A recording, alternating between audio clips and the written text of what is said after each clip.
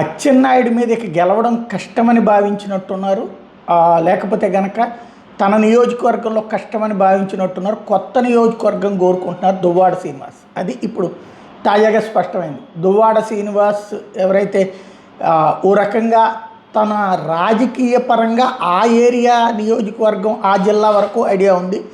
కానీ ఇప్పుడు తన దాన్ని ఏమంటారు, వివాహేతర బంధం అనాలా, లేదంటే కనుక తనకి సంబంధించినటువంటి సహజీవన బంధం కారణంగా బాగా పాపులర్ అయ్యారు.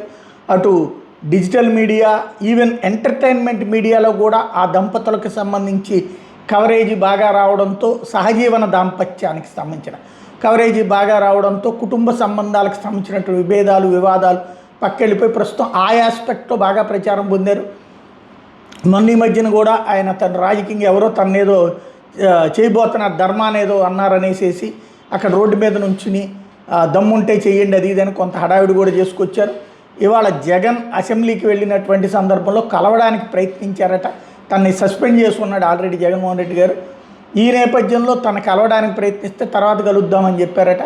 ఇప్పుడు ఆయన ఆ విషయాన్ని మీడియాకి చెప్తూ నేను వెళ్ళి కలుస్తాను, కలిసి ధర్మాన సోదరులు చేస్తున్న దాష్టికాల గురించి చెప్తాను, ఒకవేళ కనుక వాళ్ళ ప్లేస్లో ఇవ్వకపోతే నేను ఇండిపెండెంట్గా పోటీ చేసి గెలుస్తాను, ఈ దఫా గెలుస్తాను అన్నటువంటి ప్రకటన చేసుకొచ్చారు.